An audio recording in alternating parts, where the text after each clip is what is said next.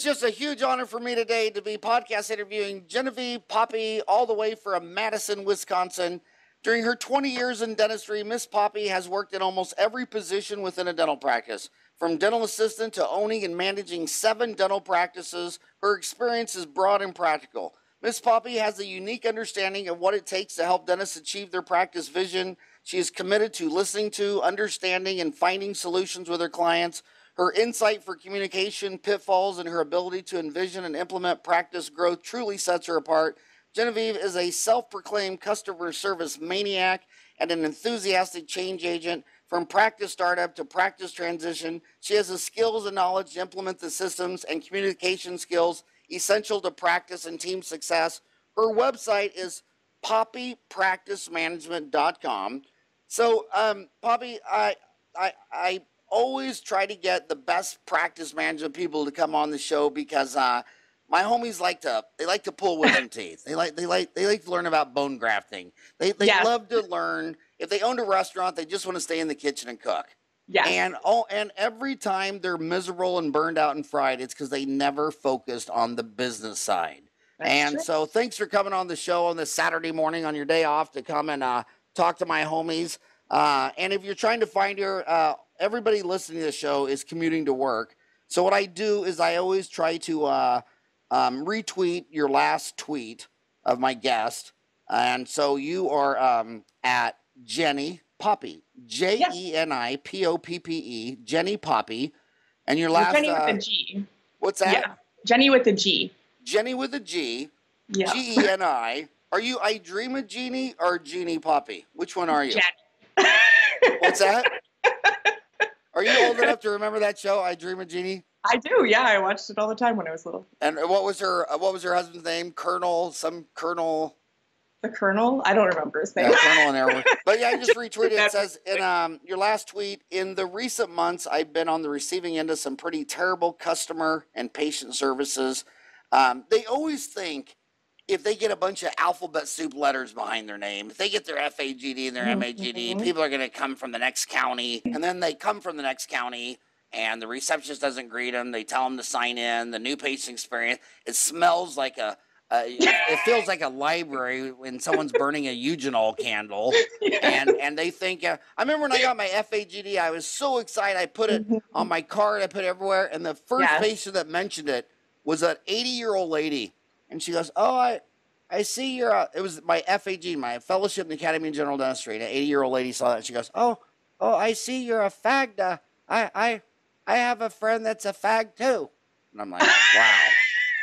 Wow, that was the whole deal. I got my Fellowship in the Academy of General Dentistry, and now I'm a fagda. So why is when you go into offices, what do you like to go in there and fix to get them a return on investment? Yeah, really, I believe that the patient experience starts with the first phone call. So often, just like you're talking about, doctors spend a ton of time perfecting their craft in the kitchen, if you will, and there is no trace of that anywhere else in the patient experience. So even if they're an amazing dentist doing amazing work, 1, patients don't know, and 2, they kind of don't care if they don't like the very first person they talk to. So I think it starts right at the beginning of that patient's first encounter with the office. But I think it goes all the way through. I mean, oftentimes the doctors who learn all these amazing technical skills never really learn to listen to their patients. And so they walk into rooms and build perfect textbook cases, and they never heard that the patient only wants their front 6 first, and they alienate people by leading with their competence instead of connecting and understanding first. And again, I don't want my homies to think I'm always criticizing them. I always tell them that I think the dentist and the vets and the chiropractors do a 10 times better new patient experience than the MDs. I think the MDs make us look like Albert Einstein married Sir Isaac Newton. But traveling around the world, I don't want to throw any countries under a bridge, so we'll start with Russia. Some cultures are far more, I have Russian dentist friends who, if you ask them, if a patient asks them a question, it's an insult. I am the doctor. Yes. What did you just ask me? I've seen him, and I'm like, dude, that's the customer. That's not a patient. A patient is be patient with all my bullshit because it's worth it. They're customers.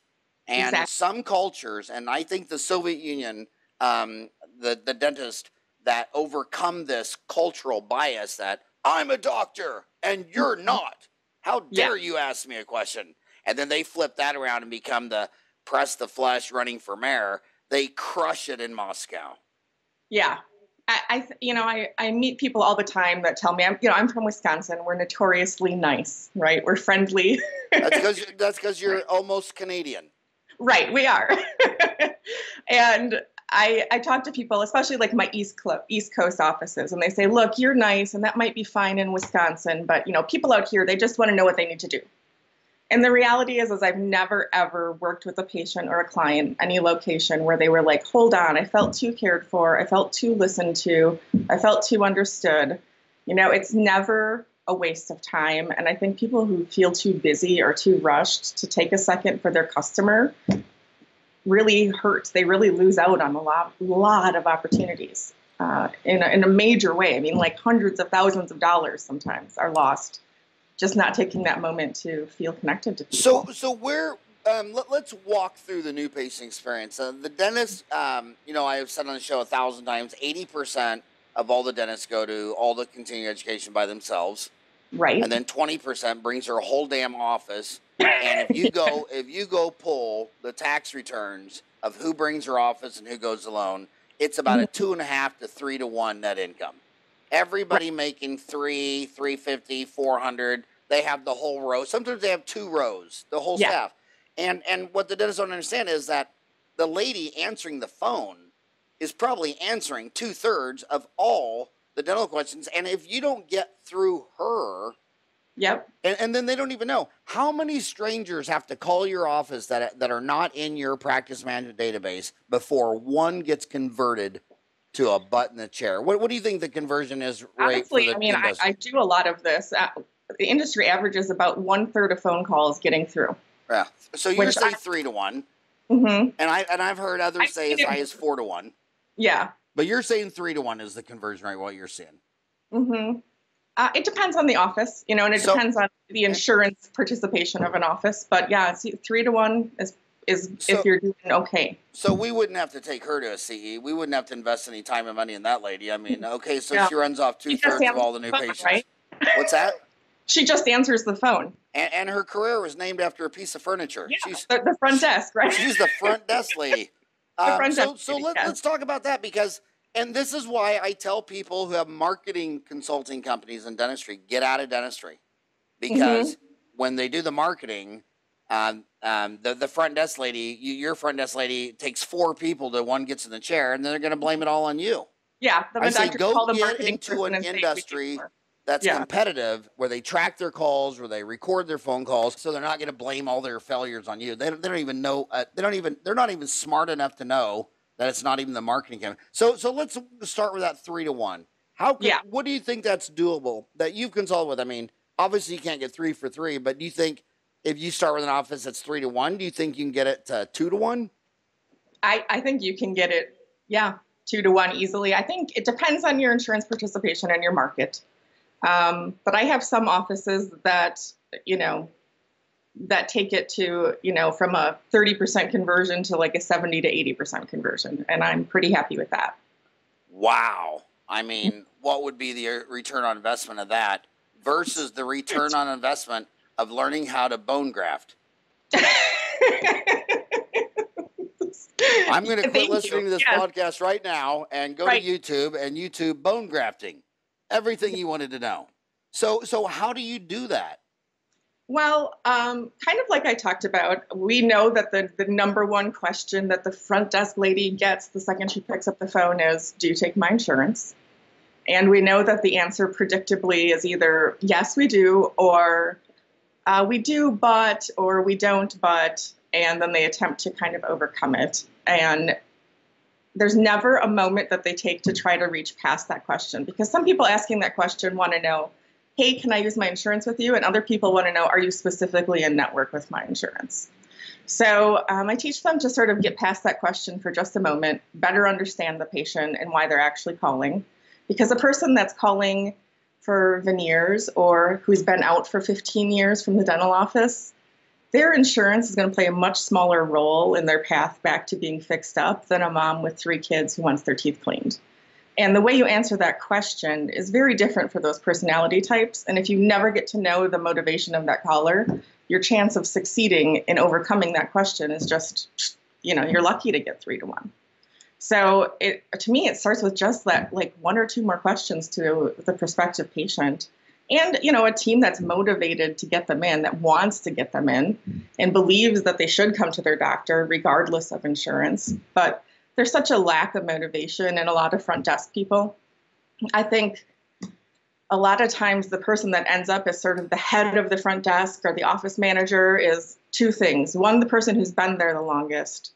And 2, they know a lot about insurance, which is fantastic, but it doesn't do them any good on the phone. It actually helps them talk patients into going somewhere else. When you say the conversion is, it takes 3 calls to get 1 in, that's 30%. I mean, the dentist always has 2 assistants, and then there's 1 poor lady up front. And yes. What percent of the incoming calls just go to voicemail? A painful number. What do you think it is? If it's a single front desk person, I've seen it as high as 40%. And just go to voicemail hangups. And what do you think the average dental office goes to voicemail in your 20-year experience? Honestly, I probably think it's about a third. Yeah, a third. So I agree completely. So 1 out of 3 goes to voicemail. The dentist has no system to track how many of the voicemails were even listened to or returned. Right. So, I mean, if you go into the hygiene room and say, can I see the bite wings? I mean, if the hygienist didn't take the bite wings, she couldn't show you the bite wings. I mean, everyone else in the office, that doctor's aware. Anybody with wet hands, with gloves on, the doctor knows what they're doing. Everyone up front with dry hands, the doctor has no measurements, no systems. And I've talked to people that go into office and say 1/3 of all the calls went to voicemail. And if those 80% were never even listened to, let alone return. I mean, it's crazy. Patient calls that go to voicemail, hang up, and they call the next person. They're done. In any other business other than healthcare, those girls up front would be sales and marketing, incoming calls. Yes. They would have a motivator up there that has a thermometer. We're going to try to answer 800 calls a day, and we're going to try to book, $50,000 a day. And then you go into dentistry, and 1/3 goes to voicemail. Yeah. And then how many times if you go to voicemail, you just get this? Can you please hold? And then they come back. And then they're trying to check someone out. That's their treatment plan presentation and financial arrangements. Can you please hold? I got to check you out real quick. And you were diagnosed with 3 fillings and a crown. So real quick, it's real just quick, 20 minutes later. Yeah. Yeah. So let's talk more about how do we like staffing? Like, do you have a formula? Like, if 1/3 of your calls are going to voicemail, and you only have enough time to talk to an incoming call that it takes 3 people to call in before once you so bad they actually convert. What do you do? I mean, if the dentist has 2 assistants and 1 girl up front, do you take one of the assistants away and move her up front? Because in 4 years of dental school, we didn't have any assistants. You can get an isolate. So when you're doing the filling, your assistant have to be standing. Why is your assistant standing there the whole time retracting a tongue? When an isolate can do that with you. When you're and you're losing opportunities. Yeah. I think in a small office, if you can't pull the trigger on another person, definitely having your assistants cross-trained to pick up the phone is really important. But frankly, I just think a lot of front office teams run understaffed. Because there's one person who's been up there who kind of doesn't want anybody else in their territory. You see that as a really common behavior. They'll say, I got it. I don't need anybody else. I would never keep anybody else busy. And then you look at it and they've got all sorts of stuff that's not getting done every day. And they kind of don't care if the phone rings or... That's when there's 1 girl up front? You see a lot of 1 girls up front that don't want any help. I see it all the time. That's an embezzler. Yeah, I believe so. They're either an embezzler or they're letting so much slide. They're so behind in what they have to do. They don't want anybody to realize how poorly they're managing their scenario. And so I fight that battle with, smaller single doctor practices, especially doctors who thought that they could have this boutique practice with the lean and mean staff. And I think the place that they run the leanest and meanest is their front office. And I think it's a mistake in a lot of cases. One, because they're usually the same offices really trying to grow, and they're missing phone calls all day long. And they're not able to give the time to the phone calls because they have a person walking up front and sitting there. So if you can't teach your assistants to answer the phone, at least teach them to check out their own patients if you have just one person, so that the person manning the phone can keep that as really their primary function. All the EOBs, all the checks that they have to enter, those will still be there at the end of the day. They'll still be there tomorrow if they have to be. And yet so often when I listen to recorded phone calls, what I hear are front desk people who are really busy, and when they pick up the phone, it sounds like an interruption to what they were busy doing. It doesn't feel like a priority. It feels like a thing they're getting through. I think the hygiene, you should check out your own patient and reschedule your own patient, because if an assistant has the front desk schedule the next appointment, there's nothing the receptionist do to get it right. Why did you schedule an hour for a crown C? We could do that in 10 minutes. And then you schedule the next one in 10 minutes. Gosh darn, we have to numb that lady up, and we have to put her on laughing gas. And why didn't you schedule that for an hour? And the front office like, okay, psycho, Sybil, we have no idea. So and then the hygienists have to check out, because if the hygienists don't check out their patient, schedule the next patient, they're not performing on stage trying to close the sale at the end of the appointment. If I'm sitting there bitching about my husband all day and griping about politics and Trump and religion and all that stuff, and then you go to check out front and the lady says, I call you, then you can't go back to the hygienist and say, hey, today you cleaned 8 people's teeth. And I have 3 hygienists. The first one, 8 out of 8 rescheduled for a recall. The other one, 7 out of 8. You were 4 out of 8. So imagine, some Broadway plays Cats played for 20 years. How come nobody wants to see your play again? Because you weren't performing. So the hygienist the only way you can measure if they were performing on stage for an hour is they have to schedule their next 6-month, 3-month, 4-month, 6-month recall. But what % of offices do you think record phone calls? Not enough. I really don't know how many do or don't record. If I'm working with an office, that's one of the first things I do is set up recording for them. Okay, and how do you do that? Who do you do it through? I love Golden Proportions. They had Periscope, now they have Smart Market. I think it's a great tool to track marketing effective. Yeah, Mazzania Winans Golden Proportions Marketing. They have 2 products that record. One's called Periscope. Their newer version is called Smart Market. They both work really well in terms of tracking where your calls are coming from, if you're converting them to new patients, and the value of those patients. So it's a pretty smart little marketing dashboard. But mostly, I love the marketing data, and I want doctors to put their money where it's working. But you can tell a lot about the level of engagement a front desk team has to the practice by listening to their phone calls. And a lot of people in that position never, ever got training, never, in how to pick up the phone. They were kind of thrown in to the front desk many years ago, or they were an assistant that moved up. And it's just a real obvious thing that they're just going through the motions, and there isn't any, dedication or tie-in to wanting to earn each opportunity with a patient inquiry. So it's a powerful tool to not only track your conversion, but to track, just the overall verbiage and impression your team is making from your office. So that is goldenproportions.com. And if you want to listen to that Howard Speaks podcast, that was episode 593. She says on her website, goldenproportions.com, our very own Xana Wenas is featured in this special episode of the Dentistry Uncensored podcast. Xana and Howard take the time to delve into the important aspects of marketing for dental practices. So you like to record the phone calls. It seems like if you call any Fortune 500 company, it always call starts with, this call may be recorded. Right. You call your physician, dentist, you call anybody I've never heard that. I've never called a dental office and I've heard that. I've never heard that ever. And there's not enough of them doing it. There are more and more marketing companies, I think, doing it to sort of, just like you talked about at the beginning, to sort of demonstrate that they are generating leads and it's the team not converting them. So I actually, as a coach, get a lot of my leads from marketing companies because the exact loop that you're talking about. The doctors are calling them saying, we need more new patients. And they're saying, hey, we generated 78 phone calls off this campaign last month and you scheduled 20 people. So it's an important thing to look at. It's pretty bad in almost every case. It's very rare that I start listening to the phone calls and say, hey, you know what? This is pretty good. It's usually not.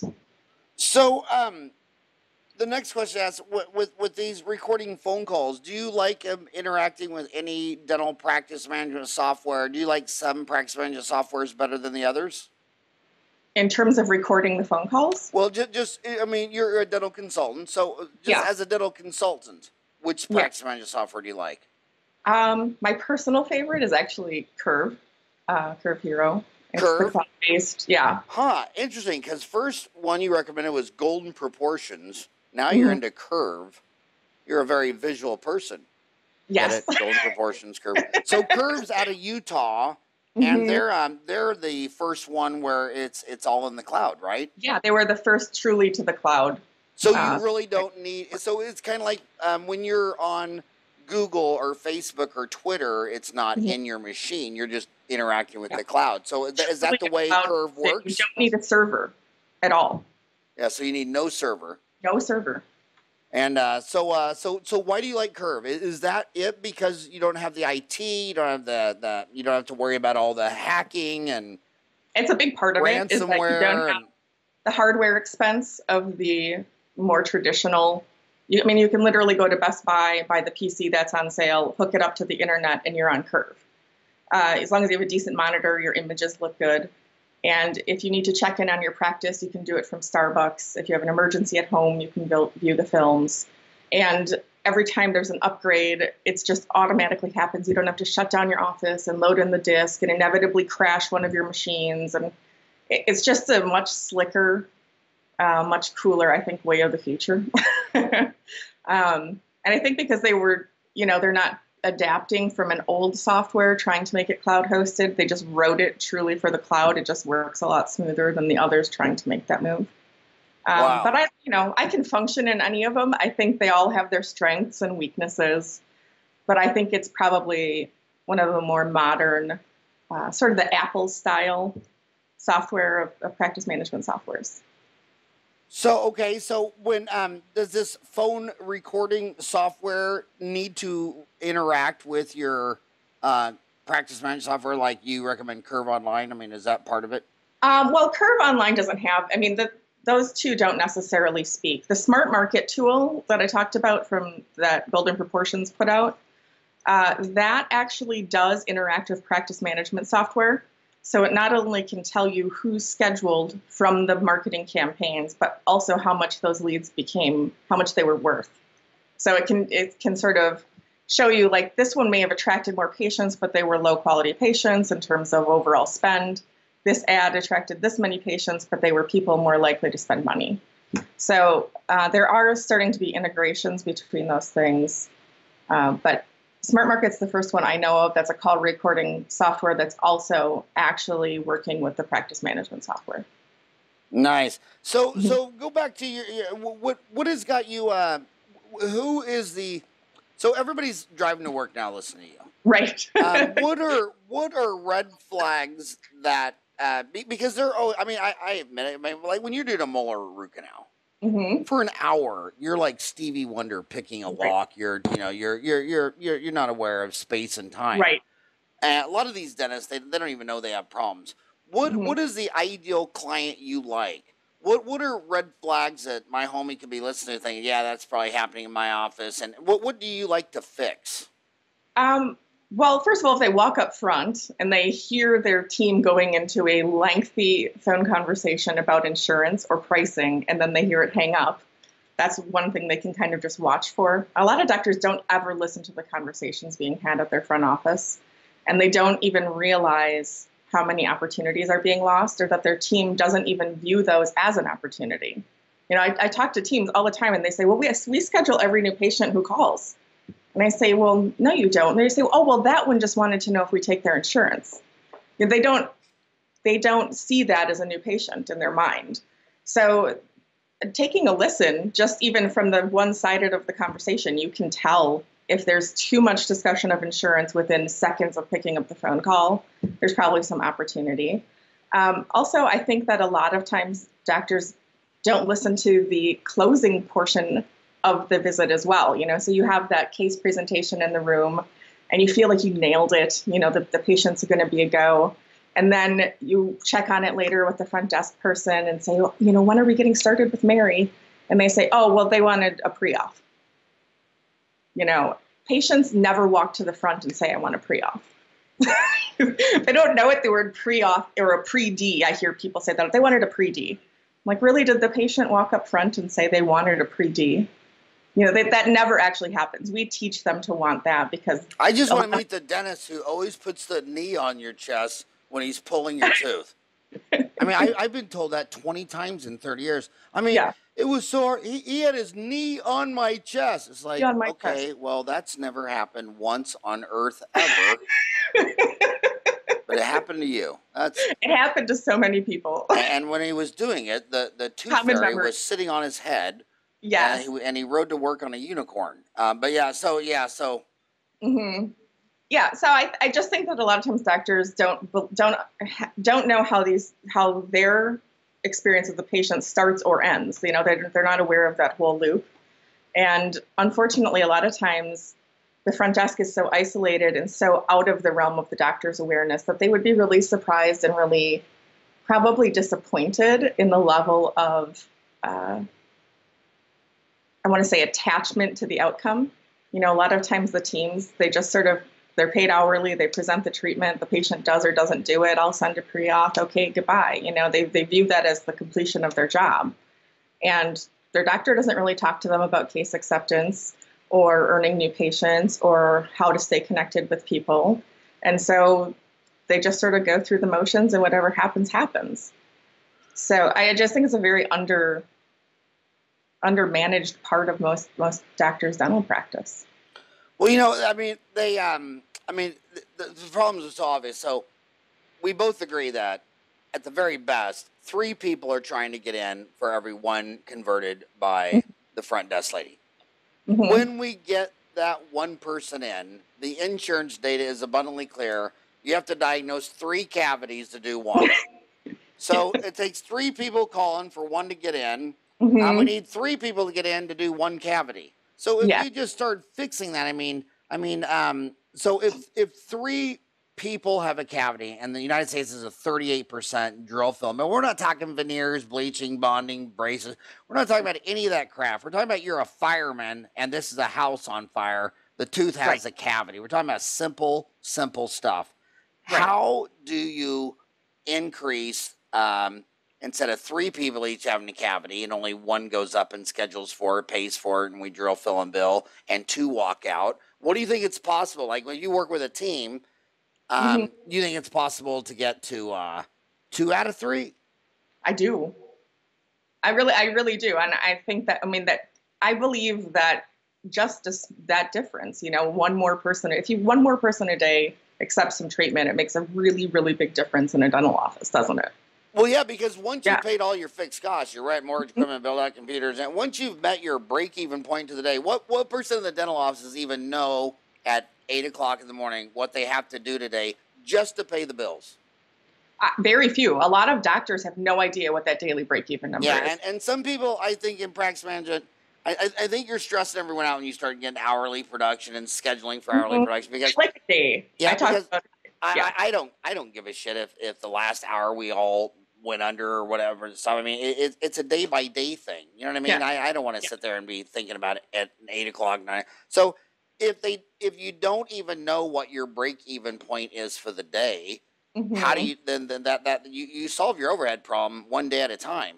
So if you got to go in your office and do $3,000 just to pay the bills because the average dental office is open 16 days a month, and you want 50% overhead, then go in and do $3,000 in the morning, go to lunch, come back and do $3,000 in the afternoon, 50% overhead. But they don't even know what their break-even point is, and it really changed behavior because so many offices, if they have to do $3,000 to break even, and they're at 3 o'clock and they haven't hit 3,000.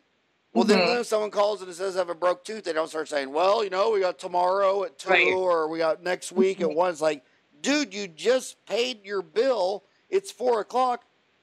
You have a shot at 5. Today profitable, right? It's like, have her come down right now. I mean, why would you want to work from 8 to 4 and then go home at 5 when you could have stayed till 6 and you were in the profit zone and lowered your overhead from 85% for that day all the way down to 50% because the person coming in had a toothache and you stayed and did a root canal, bill, and crown. You're right. It starts with knowing what that number is and having your whole team be aware of it and talking about your progress toward beating it on a daily basis. You know, if you just mention it once, like once a month or at the beginning of the year, what the goal is, and then you never visit it again, and it doesn't matter. There's never any discussion whether you hit it or you don't. You know, teams take the path of least resistance, and they don't push hard. And you know, you have the assistant who doesn't feel like prepping this broken tooth because she wants to go home. You know, you get that type of reaction. Whereas if you have that whole team in the mindset of like, hey, we just surpassed today's minimum level, and now we have the chance to beat our goal, they get a little bit more inspired to work things in and make things happen as a. Well, here's the dentist's best idea. At the end of every year at Christmas, we give her a Christmas bonus. That will motivate her all throughout the year. Throughout the year. Then you go into the restaurant industry, and if you are crushing it and cranking it, and your bus boys are running to the bars and getting the drinks, and because you know the drinks all the profit margin, and one more round of drinks could take the bill from 600 to 800, and then at the end of the night, what do? They tip them out. I mean, when I have my Jan stays with me late, and we do a root canal, billet, and crown. And I just threw on 2,000, or she worked through lunch. I'm going to go to my wallet and I'm going to pull out a Benjamin. I'm going to tip them out. I mean, I'm not going to wait till Christmas or give them a raise when and you know what? She doesn't want to work through lunch because she just missed her damn lunch while you did $1,000 crown. So you had $1,000 impact, and she didn't get to eat a Taco Bell. So why don't you throw her a 50? Well, why don't you throw her, you know, why don't you tip her? They do it at every fancy restaurant. And I actually am not a fan of fancy restaurants. And I'm serious. My favorite restaurants always have pictures of the food on the menu. You know, it's the IHOP, the Waffle House. Whenever I go to a restaurant, there's no pictures on the menu. I know it's going to be really expensive and not taste very good. So back to that deal. So we talked about 3 people called to convert 1 butt in the seat, and that's who's ever answering the phone. You know, that girl named after a piece of furniture that you never take into a continuing education class.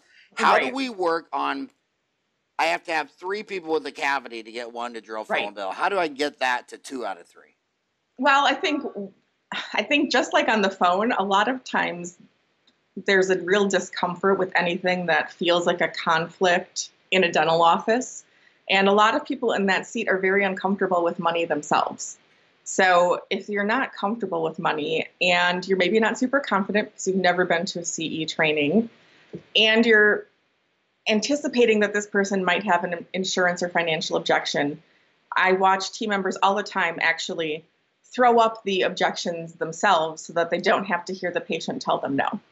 So they'll lead with, you know, what insurance it isn't going to cover, and this is how much it's going to be, and you know, I'll do my best, and if you want, I can see how much insurance is going to cover exactly. I mean, they sort of create a scenario where the patient feels like they should or want to wait to get started.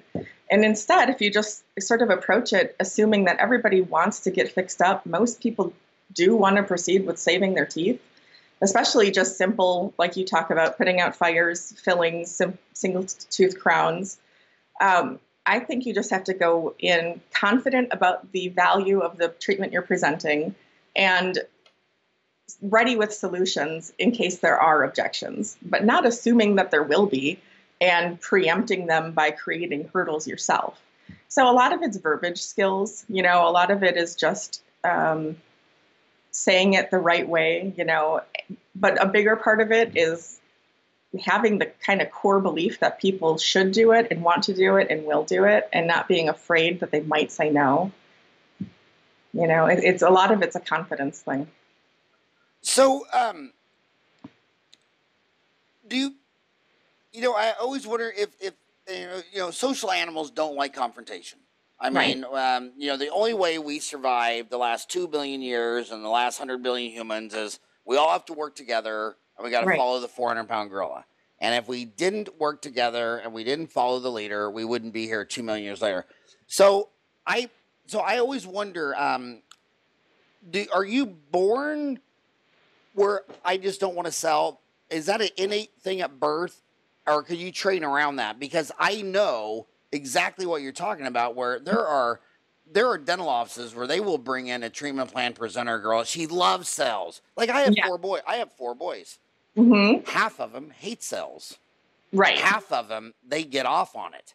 And I mean, they just love it. I mean, even when they were a little kid, I remember one of my boys, he was 16 years old and he's working at Applebee's. And they just had this deal where if you upgraded from a regular tea to a tropical tea or whatever, the regular tea was like, I don't know, $1, and the tropical fruity one was $1.80 or whatever. They just kept score. I mean, he was upgrading everyone just to win the score. I mean, there wasn't even money involved. He loves sales to this day. Do you think that when you go into a dental office and little Mariella hates sales and hates presenting treatment, and the doctors, I mean, what percent of doctors do you think love sales? 1. Yeah, 1%. 1. Yeah, it's probably, I mean, I can only think of a couple that I've ever met. There's a couple out there that are amazing, but Larry Rosenthal in Manhattan loves it. Omar Reed loves it. I mean, some people love it, but 99% hate it. But I just keep seeing the ones that find that girl who loves to sell the clothes and sign them up. Man, I mean, that one girl can double the office. Absolutely. I have to tell you, I think that there is something about having the right person in that role, that you can train people so far, but if in your very gut, if you're super introverted and talking about money feels really core uncomfortable for you, you can give them skills to make them better. But then there are people who flat out enjoy it. They love being part of the process for the patient. They don't have any inhibition about somebody telling them no. They feel very, very tied to what the doctor's doing, and they love the outcome. And I think the difference between those two people that you'll see is that one loves the tasks of a front desk role, and the other loves the interaction with people. So which one loves interaction with people? The salesperson? The sales one. Yeah, and the dentists have, they treat it like a 4-letter word, and it's like, okay, dude. Oh, I mean, you're not a good dentist if you only fix 1 patient out of 3. Right. And then I can show you that you could bring in this little girl, and she could get it to 2 out of 3. So if you were a fireman, would you rather want to put out 2 out of 3 houses on fire or 1 out of 3? And then as far as upgrades, I mean, they have patients that are miserable with removable their whole life. And because no one had the courage to go in there and present. Well, we could do 1 implant in the middle, a snap one right in the middle, or we could, and that's 3,000. Or we could go 1 on each side, that's 5,000. Or we could put 6 implants in there, and the teeth wouldn't even come out, and that's 20,000.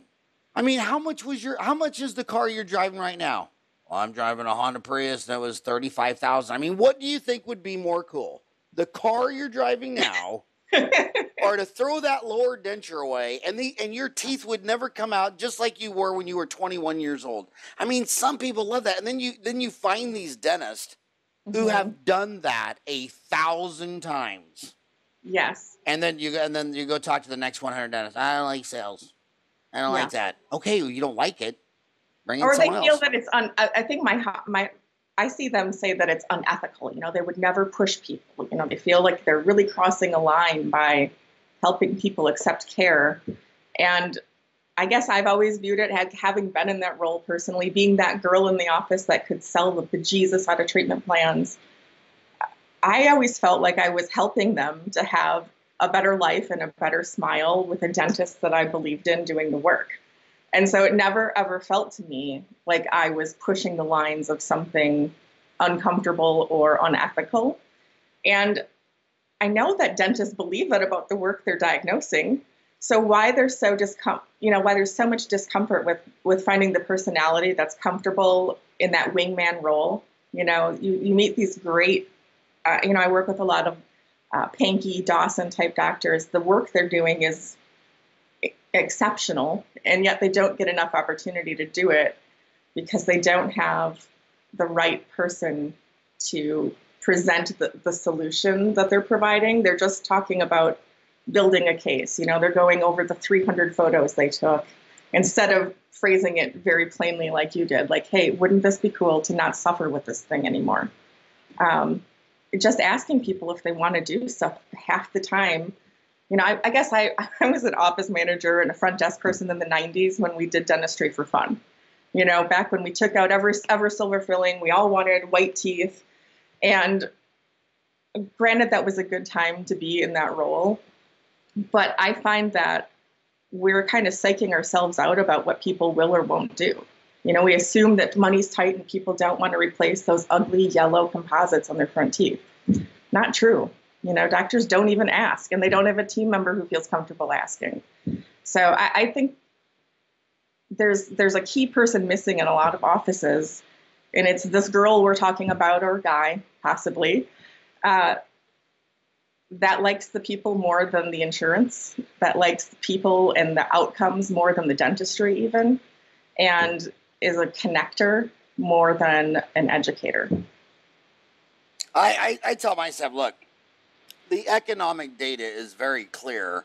Mm-hmm. Americans spend about 101% of all the money they make to between about 103% every year since the beginning of time, okay? Right. And so they're going to spend all their money. They're going to spend it all. Would you rather them spend it in healthcare, or travel, or clothes, or food? And they're going to spend it all, and they're going to max their credit card. They were only 10% of cars are bought in cash. 90% are financed. Right.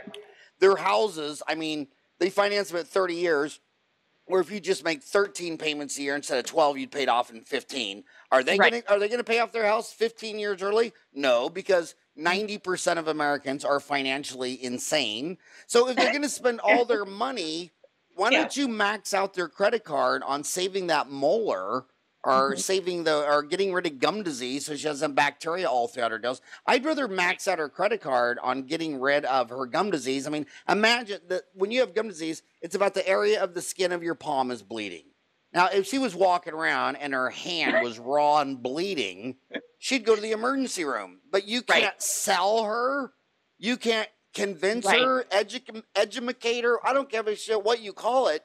The woman has an area the size of her hand bleeding, and she just left your office. And you say you're a doctor, and you say you're good because you got a bunch of alphabet soup shit behind your name. You're not good. 2 out of 3 of your patients walk out with bleeding hands. Yep. And you're proud that you don't sell because ethical people don't sell. I mean, it's kind of crazy. And their ethical high horse in their patients are often really undertreated. Yeah, and again, if you were had to go from dentistry to a fire department, and they said to you at the end of the year, Geneva, Miss Poppe, we need to talk. You only put out 1 out of 3 house fires last year, and the whole west side is missing now.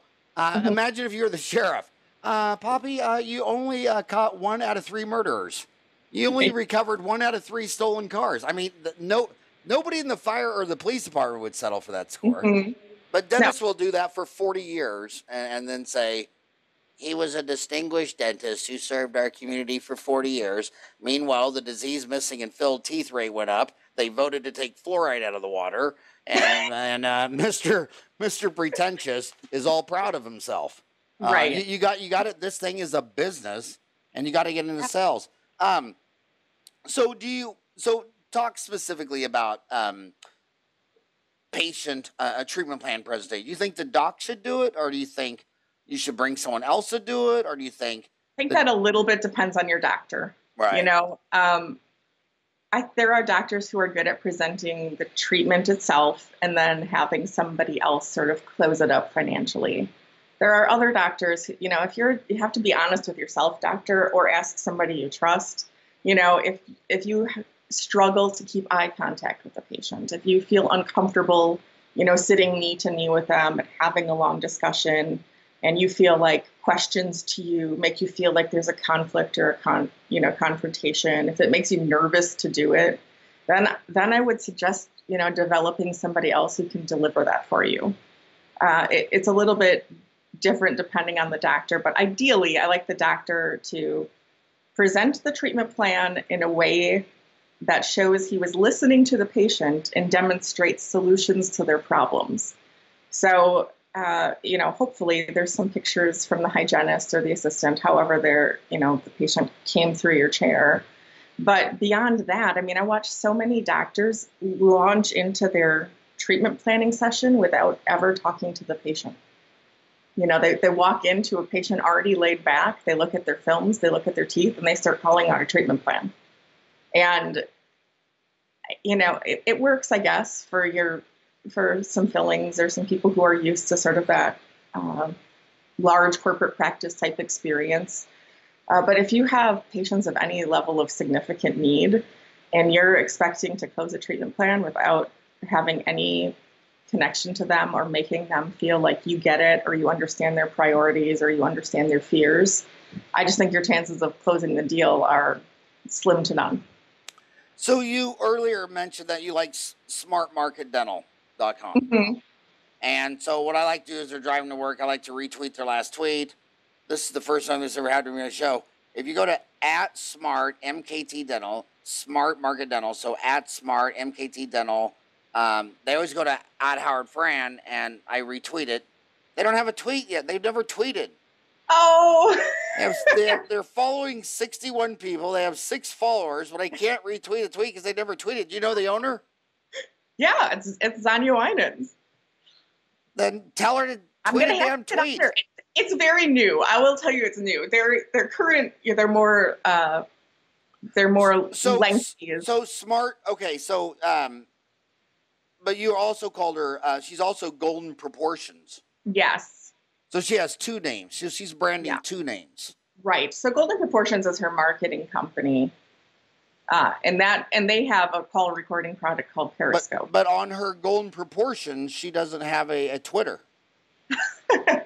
Is she just messing with me?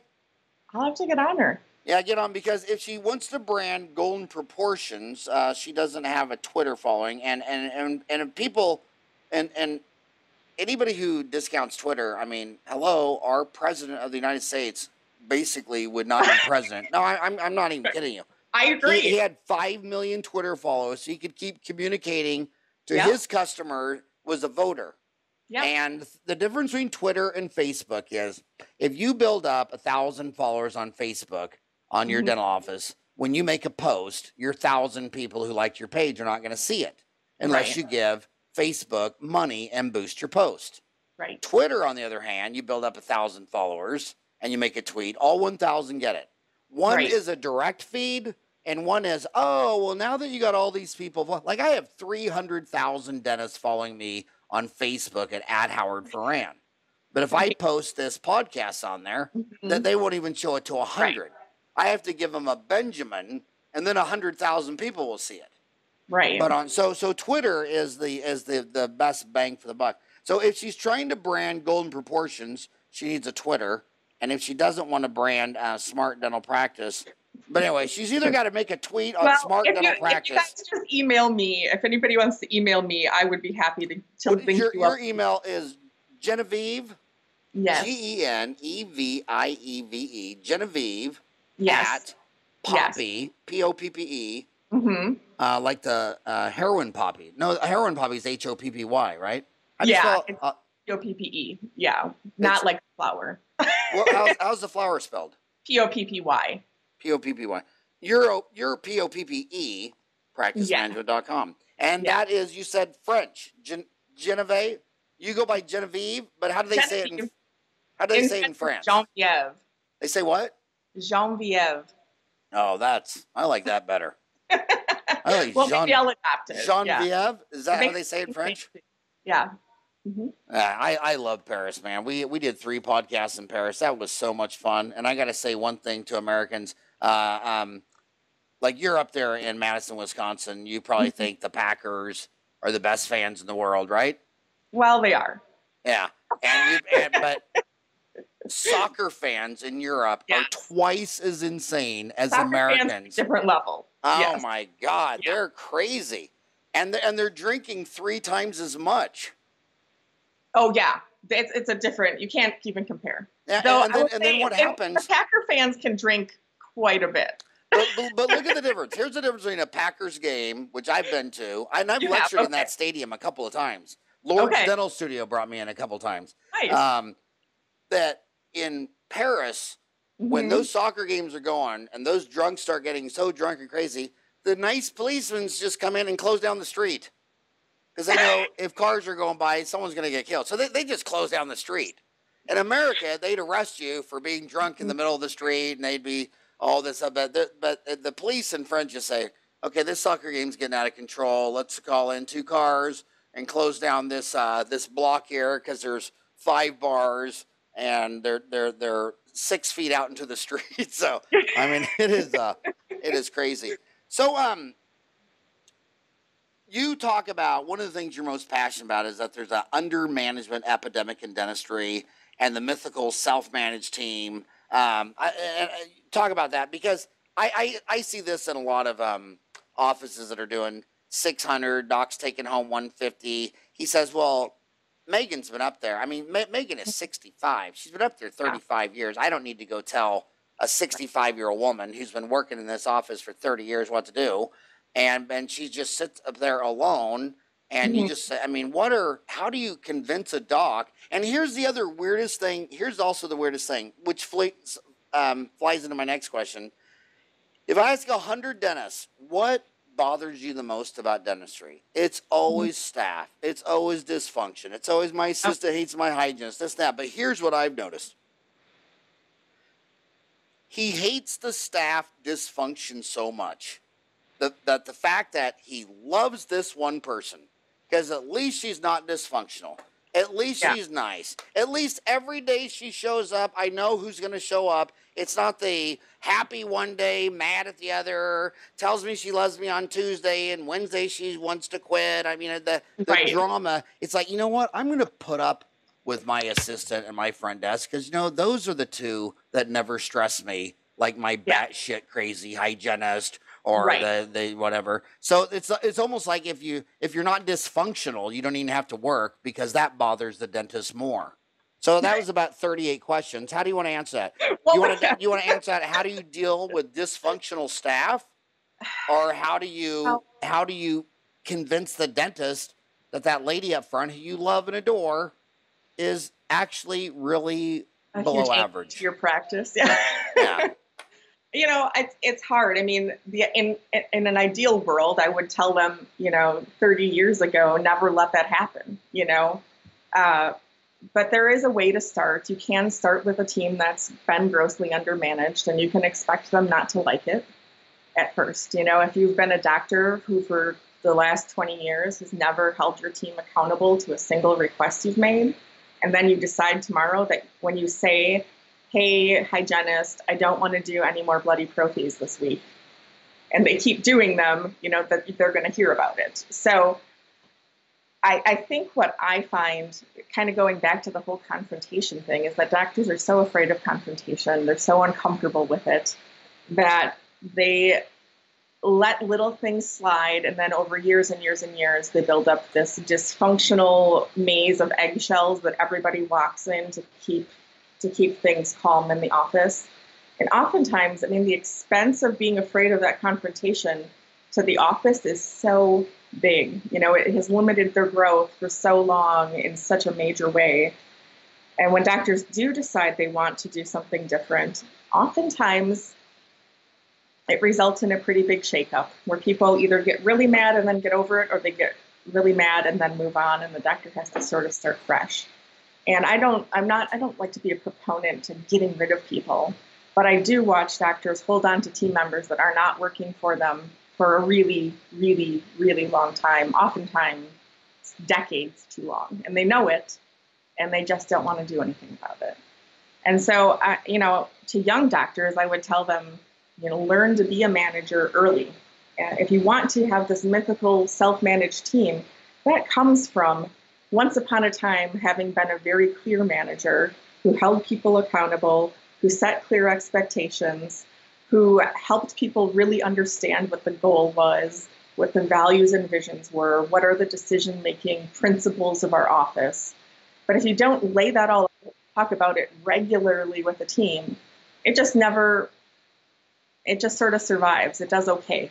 You know, it's okay, patients are okay, the practice does okay, but it's never really amazing.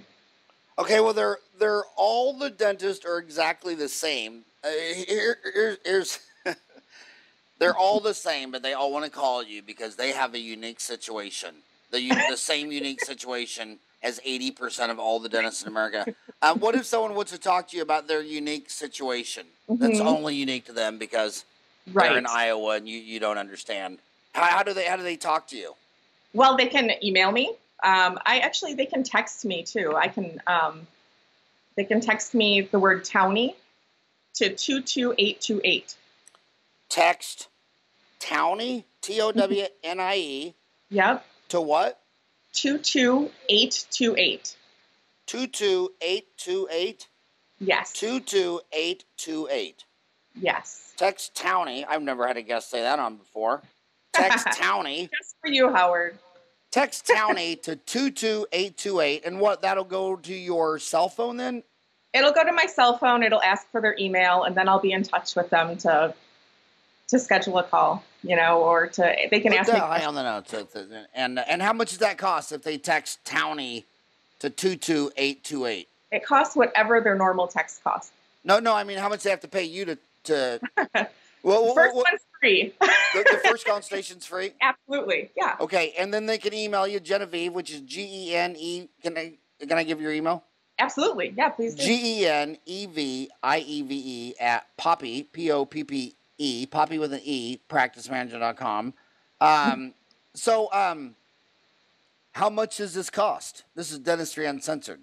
How much does it cost for you to come into the office? And what is the program like? I mean, do you go in there for a day and then see them once a month? Is it 2 days? You see them twice a year? How does it usually? A lot of different ways. I know every coach says that they're not cookie cutter, but I legitimately don't have like a binder and an exact process that I go through. I usually start by talking to the doctor and understanding their unique situation, which is of course always unique.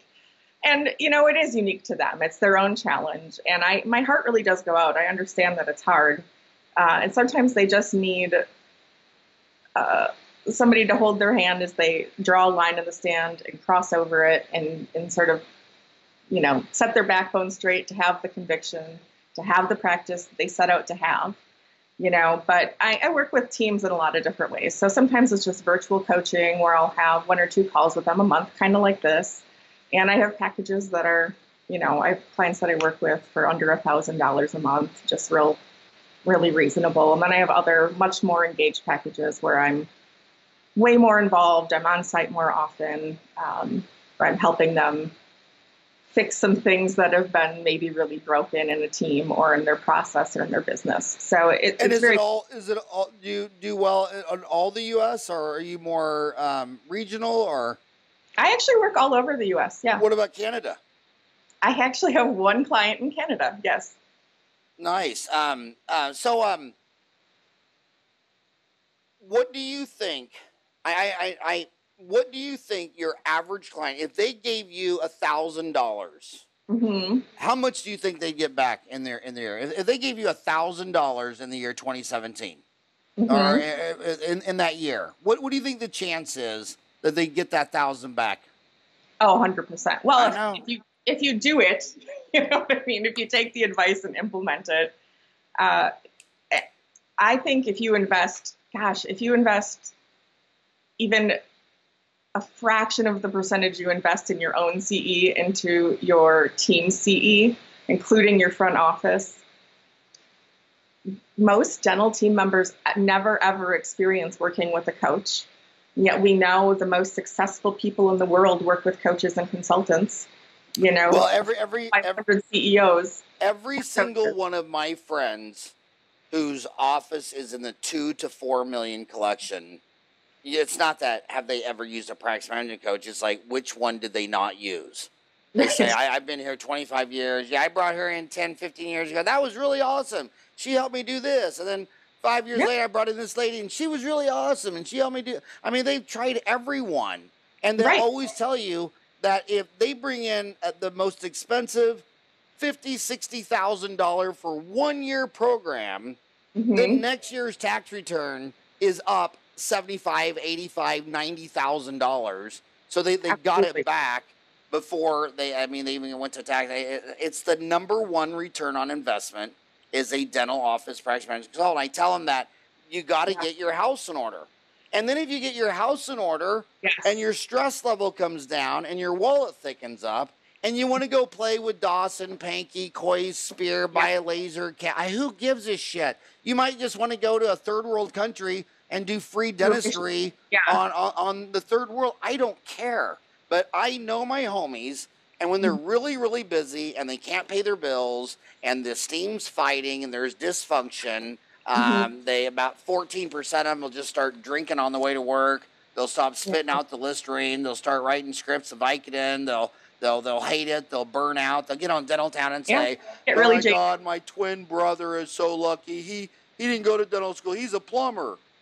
It's like, dude, you'd rather switch to flushing shit out of a line than doing dentistry. What's wrong? You know what I mean? And then when they just sit there and say they worked too hard, I always remind them, well, in the last 2 million years, 100 billion humans have come and gone. How many of them didn't like their job? How many of them did like living in a cave, living off eating mastodon shit all winter, while there was an ice age? I mean, not liking your job is either you have a very bad attitude or you're not solving the problem at hand. And if a consultant can come in and that's all I'm going to say, just get your damn house in order. Right. Get your house in order. Yeah. And then when you get your house in order, it's fun again. It is. And as far as all social animals don't want to have uncomfortable conversations. That's why the most successful people are kind of socially messed up because they're comfortable having uncomfortable conversation. It's true. Like you read everything on Steve Jobs. That was a very weird dude. A lot of these top performers are messed up in the social department, and whatever's messed up about them, it allows them to have uncomfortable conversations all day long. So if you can't have an uncomfortable conversation, you need to get a consultant that can sit there and be your personal coach. When you see the Olympian standing there beside the boxing match has a coach, the gymnast a coach, the swimmer a coach. Everybody has coaches. When you look at S&P 500 CEOs, they have personal coaches. They have exercise coaches. They have. I mean, when you're running, Apple or GM or Ford or things like that, you have a nutritionist, a physical therapist, a life coach. These are just for you. And so I just think I just can't say enough about practice management consultants. And and another thing, this industry is so small. If you have a bad reputation in Kansas, everyone will know it in Nebraska and Oklahoma in an hour. So when you see these practice management consultants like you who have been in the biz for 20 years, you're obviously helping someone. You know what I mean? I'm fortunate enough to feel very successful in the outcomes that I have with my teams. I know that it's not easy to have uncomfortable conversations, and I'm not the type of coach that's saying, hey, get over it and just do it. I recognize that it's never going to feel great to bring up something that you don't love talking about. But if you can get good at normalizing discussions about outcomes, that's it. It's not personal. It starts to feel a lot less like a confrontation, and you become a much more nimble, much more effective team. I mean, I say this to doctors all the time when they tell me this thing that's bothered them about their assistant for 15 years. And I say, well, does she know? Well, no, I could never say that to her. They can't even bring up these little things for the person that they work head to head with all day. And I think if you can just sort of give them tools that learn to make talking about how things are going in the office with the whole team on a regular basis, it becomes just a lot more comfortable and it doesn't feel so much like a confrontation. But, so do you think society's changed? I mean, what about the dentist, the average dentist you work with in their home? So Yeah, they got a bunch of dysfunction at work. They got a lot of dysfunction at home. Some of them, yeah. So when you're assistant, you can't talk to your assistant about that, and you can't talk to your son about that. I mean, you can't talk to your receptionist. Can you talk to your daughter at home? I mean, how do you deal with? I mean, the point I'm trying to make is that these soft skills, you need to learn them with dental consultants because they apply to your spouse, your kids, your grandkids, the neighbor across the street. I mean, the best. I would not have wanted to have been born on Earth, the only Homo sapien on Earth. I'd have been very confused. I don't care if it was in downtown Hawaii. If you're the only human on Earth, you'd be walking around thinking, "What the hell?" You know, I mean, you wouldn't know what's going on. So the greatest thing about life is your friends and family. I mean, there's no doubt about it. And double-edged sword, they're the worst thing about it. I mean, and even the ones you love are the worst. I mean, how would you like to go home and have Thanksgiving dinner at my house where your two oldest sisters are Catholic nuns and your little brother's Elton John? Nice. Nice. So, I mean, so the people you love are crazy. And in fact, at 54 years old, I really think I might be the only normal person on Earth. I sometimes think that. Yeah. I might be the only two. It's just you and me? Right. Yeah, I think so. We should start the Normal Persons of the World Committee.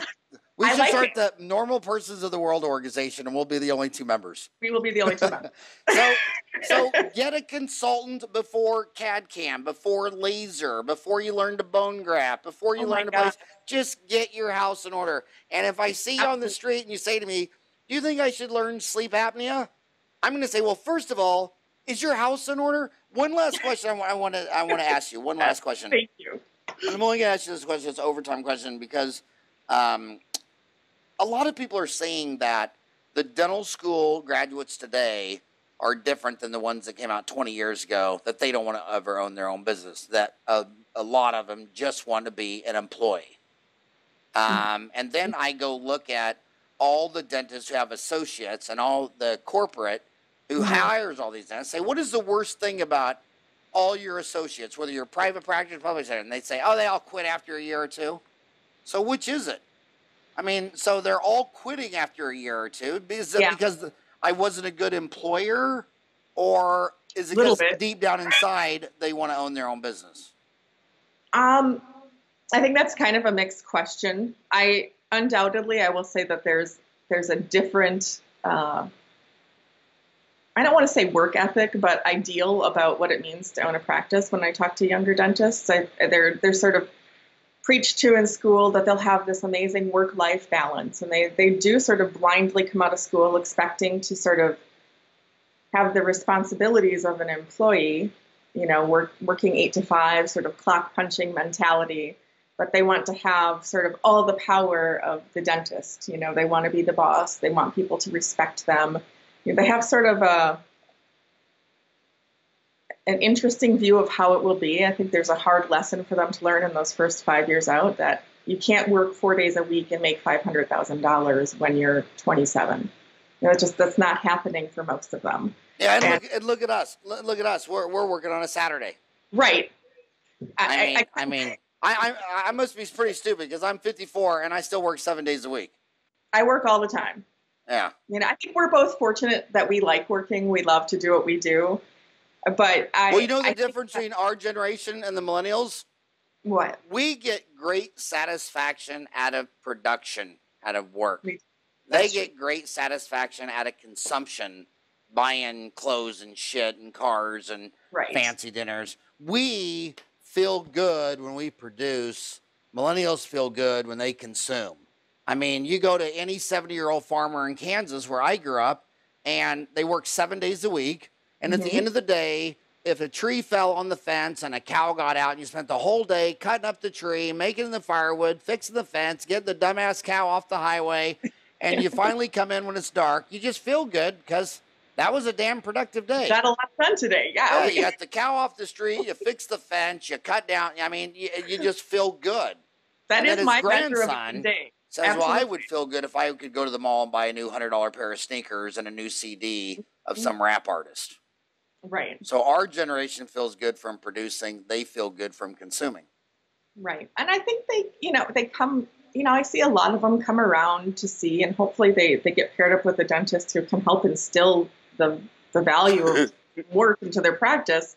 But I would say the flip of that question that you asked is that a lot of dentists are terrible bosses. You know, they have this. Are you talking about Jennifer Aniston? Huh? Are you talking about Jennifer Aniston? Yes. Was that the name of her movie?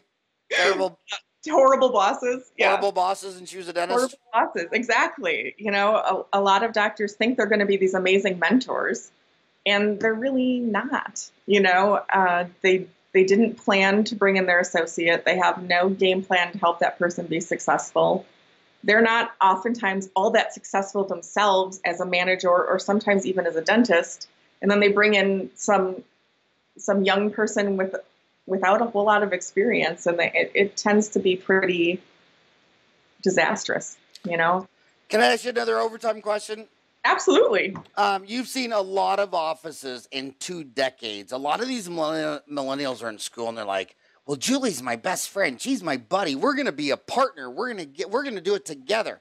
So when you look at partnerships, okay, in marriage, a partnership means we're going to get naked, have sex, have children, travel, and that fails half the time.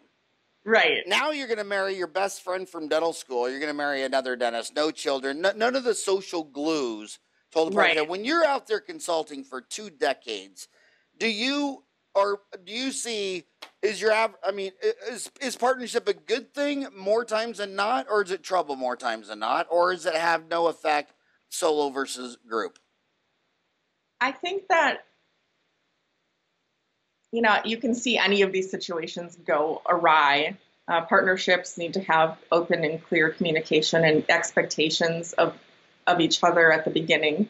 When I see young doctors trying to do their practices solo, I think they feel very isolated and they miss out on some camaraderie. And so I think partnerships can be a really, really, really nice thing, and they can lead to more satisfaction for the doctors involved. But just like every working relationship and partnership working, it has to be the right 2 people, and it has to be set up the right way, and it has to be the right situation. But I do think what partnership brings to the table is just the sense that you're not in it alone. And I see people perform a little bit better, you know, when there's somebody else holding them accountable at that partnership level. I agree. That's why I started Dentaltown. When I got out of dental school in 87, I hired an associate right out of my gate. And if I would have had a brain, which I did not, at 24 years old, I would have hired 54, 64, someone who's been around the block forever. Right. What did I hire? The coolest 24-year-old kid, buddy from Creighton, Bob Savage, because it was just so damn fun. It was just so damn fun to have another young, dumb, green dentist like yourself. So you're right. It was very, I hardly worked any time at all before I realized, wow, I'm the only dentist. I'm all by myself. And then when I saw the internet came out, that's why I jumped on Dentaltown in 1998, because your friends might only know something about 3 or 4 areas, but you can't have a friend that knows everything in clinical dentistry, business, marketing. And when I saw the internet came out in 1998, which was 6 years before Facebook, I dove on it. My tagline was, with Dentaltown.com, no dentist would ever have to practice solo again. And I just want to thank you so much that on a Saturday, you got up all hungover from out drinking and dancing until 3 in the morning and talk to me, so that my homies, they're probably going to listen to this on Monday morning on an hour commute to work. Thank you so much for coming on the show and talking to all these dentists. Oh, thank you so much. I really appreciate it. Okay, and remember, next month you can only root for the Arizona Cardinals. No more Green Bay Packers. That was the deal. I can't make any promises. That was the deal. Have a rocking hot day.